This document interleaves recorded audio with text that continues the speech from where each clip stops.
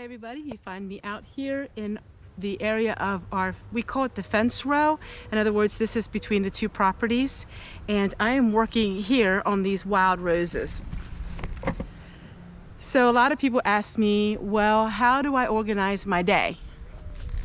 Really simple. Every Sunday I sit down and write down all the things I want to do for the week. And now I have to get everything done. By Friday, I try to get it all done. And some days I don't get it quite all done. Each day I try to have a designated thing that I have to do. All right, let me go ahead and work on this for a little bit. Friday rolls around. Any job I didn't do that week, I leave open and do it on a Friday. So Friday is an open day. And I'm pruning up all these berry bushes. It's a lot of them. And they're growing everywhere. I did not feel like doing this, but I thought, you know what?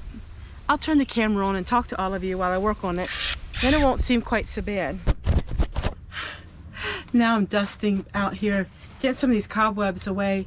I've been doing my laundry out here. I've been washing my clothing, and I noticed there's a lot of cobwebs. So I'm cleaning out here. You know, what I try to do is I try to be really organized, and that way I can get stuff done, because the older I get, the harder it is to complete the tasks at hand. Every Sunday I sit down and I write my list of meals, and then every Sunday I sit down and I go Monday through Saturday, what I like to get done.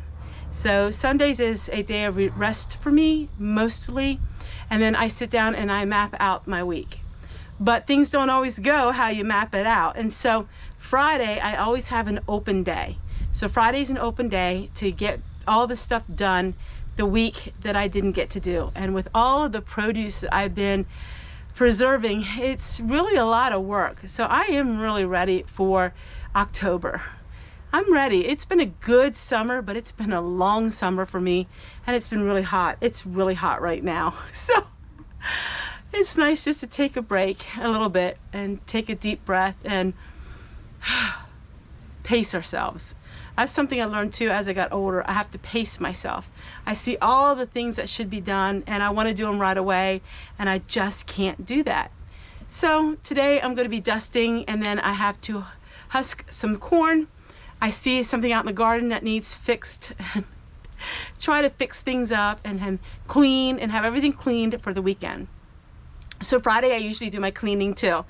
And yeah, that's how it gets done. People ask me all the time, busy, busy, busy. Tessie, you're always busy. Well, I've always been that way.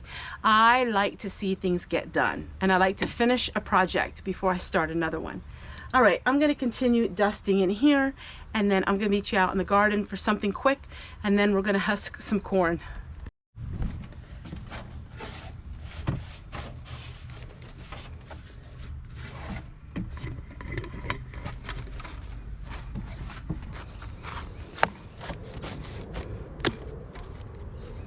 I've had some solar units now over 2 years. Back in my videos, if you want to see my very first solar units, they were over 2 years old, and they were I forget the name of them, and I still use them today. They work amazing. People often ask me about my solar units, and we use them all the time. All right, I'm gonna get my corn and we're gonna husk that real quick. I'm trying to find a shady spot to husk all this corn, because you know corn silk can be a mess. And I thought, well, you know, I would turn my camera on today to show you about my day. You know, sometimes videos are really important. They're very action. They have a lot of teaching. Sometimes videos are really full of information, and sometimes I just like sharing my life with all of you. And the point of turning the camera on is, I think in life, so many of us can feel disappointed and discouraged.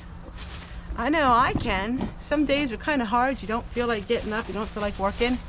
But then you see a video that encourages you. And I'm just doing chores I just really didn't feel like doing. But I want to encourage all of you. One more thing I want to do yet before I am done for the day, is harvest my lemon verbena. It is absolutely beautiful, and I want to harvest it before something happens to it. It had a really slow start, but it is beautiful now, and that I dehydrate and dry in the house. So I will air dry that in our home because it's so important to me. I love making my soaps and lotions, and I just love the scent of lemon verbena.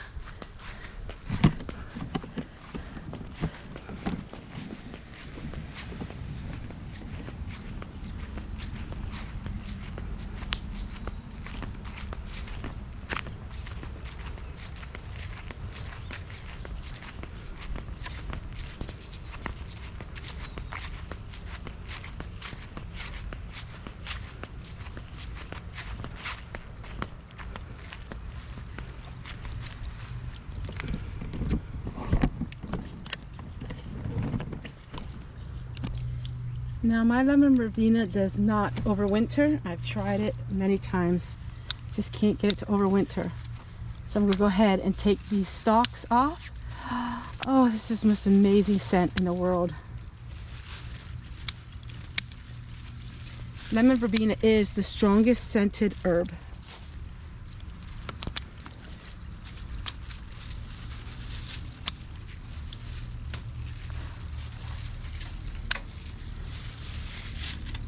Now this is my first cutting.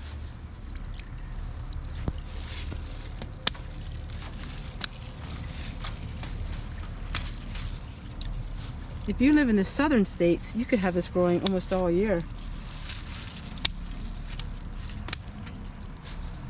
Absolutely amazing.